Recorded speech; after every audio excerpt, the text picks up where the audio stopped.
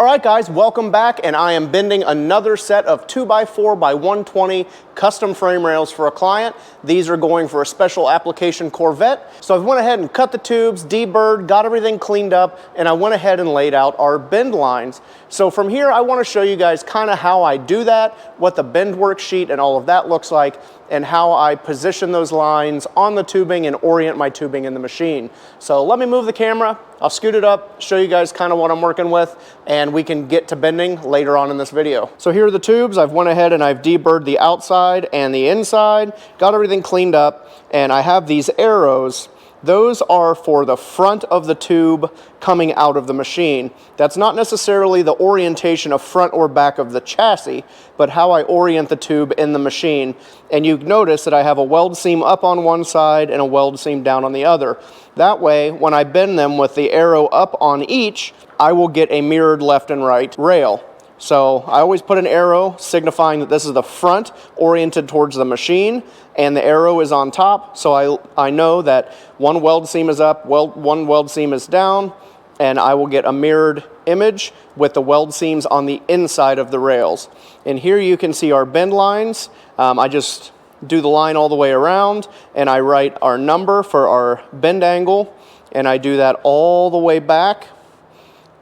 And I do them in pairs, so if I have to do, say, 10 sets of this rail, I'll do them in a matched set, just in case my dimension is off a 32nd or a 16th. At least they're matched sets.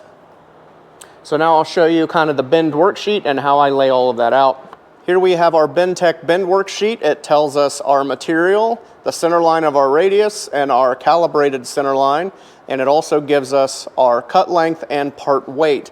So what I do is with the end that I have designated as the front, that is where we pull bend 1 from, and we work all down the line. So our bend is at 5.26, and our spring angle is 26.8, and then bend 2 is 21.09, and so on. So I work down from the front of the tube all the way to the back to bend 6. It also shows our rotation for when we need to rotate to get the bend going the other direction. And there's also a reference photo here that shows you what the rail is supposed to look like. So that's how I lay everything out. The BendTech worksheets really make this super easy, and I like it a lot. So let's get these things in the machine and start bending to get these rails wrapped up. All right, so we're going to get some bend lubricant. We're going to put it at the end of the tube here. That way when the mandrel is inserted, it will push some of that lube up to where we need it. And I'm also going to come in and re-lube the mandrel itself. I probably don't need to use quite this much bend lube, but I'd rather there be plenty than not enough and cause issues. So I'll grab our tube.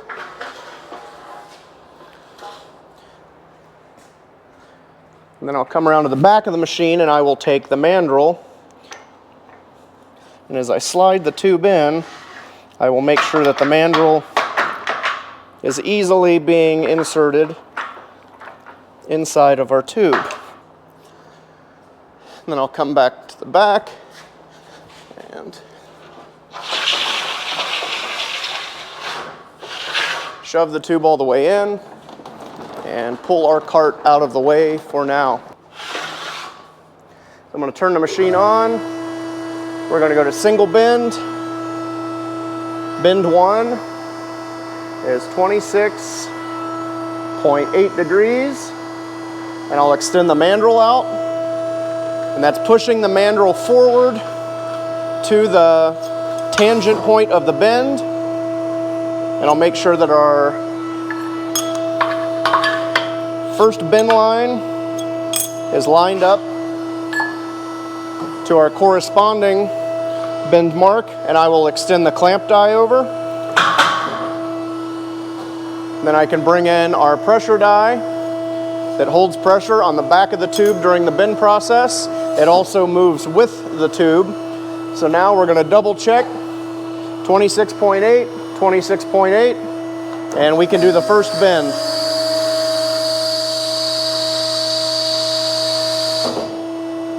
Then once the machine stops, it stops at the pre-programmed bend angle, we'll retract the mandrel and pull it back away from the tangent point. Then we can remove the pressure die and remove the clamp die. Swing the carriage back to home. Pull our tube out just a little bit and reverse the main bending die back to 0. I'm going to come in and change our bend angle for bend 2 to 84.5, just as our bend worksheet tells us. I'll extend the mandrel, and while that's doing that, I'll go ahead and rotate the tube.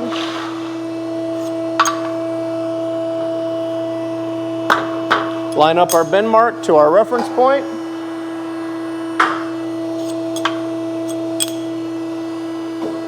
Extend the clamp die into place. Extend the pressure die into place. Double check while that's moving, 84.5, 84.5, and we can bend.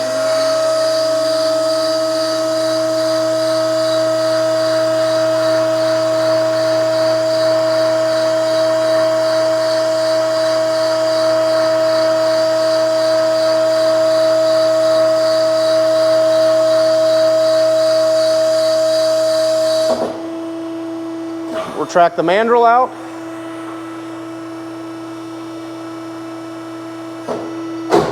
Release our pressure die.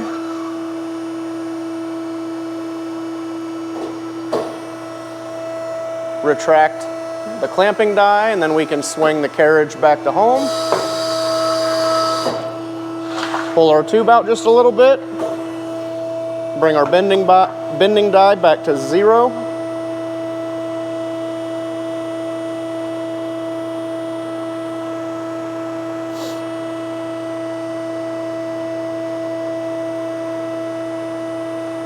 With that back to 0, we can change our next bend angle to 58.7. We can extend the mandrel. While that's extending, we can rotate our tube.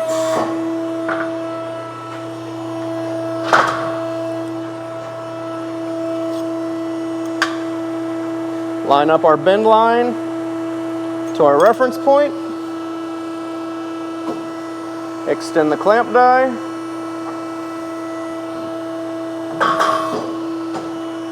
Extend our pressure die, and while that's moving, double check 58.7, 58.7, and step back, and we can bend our bend 3.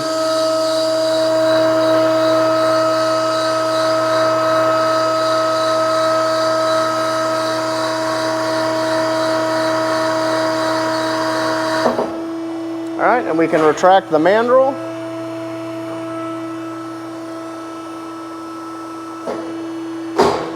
Retract our pressure die.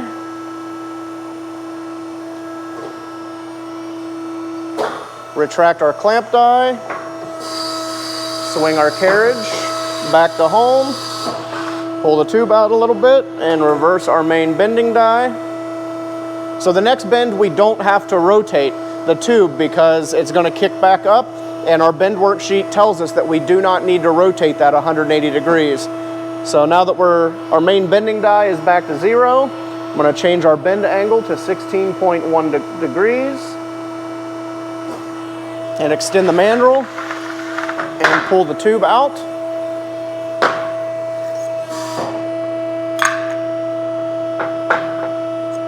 Line up our bend mark to our reference point.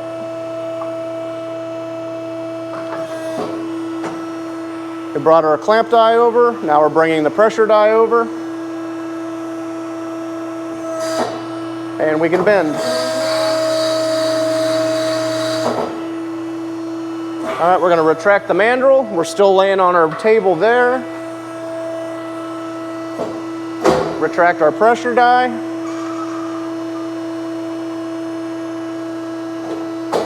Retract our clamp die. Swing the carriage back to home. Pull the tube out. Reverse the die. Our next bend is also 16.1, so we don't need to change that. I can extend our mandrel, and while that's extending, I can go ahead and flip this, pulling our cart with us.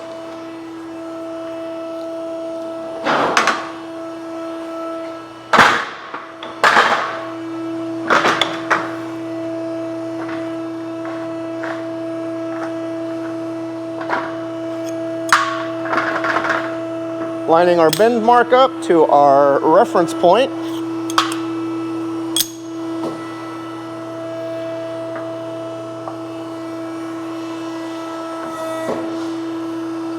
Extended the clamp die over, now bringing our pressure die in. 16.1, 16.1, and we can bend.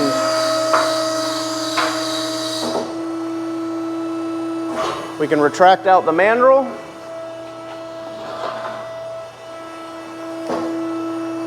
Retract out our pressure die, and we're not going to need to rotate on this one.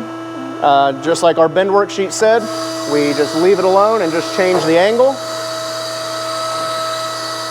Bring back the clamp die, put the carriage back to home, pull our tube out a little bit, and we're going to reverse the main bending die, change our final bend angle to 33.1, extend our mandrel forward, pull the tube up to get it close,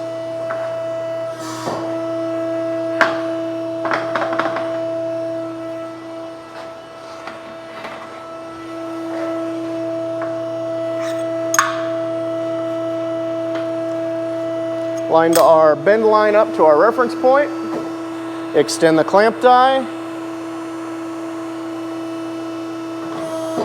extend our pressure die,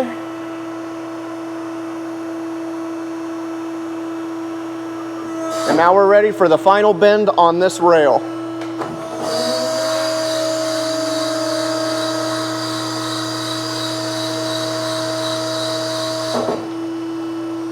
All right, retract the mandrel. I'm going to push our cart underneath of the tube just to support it. Retract our pressure die.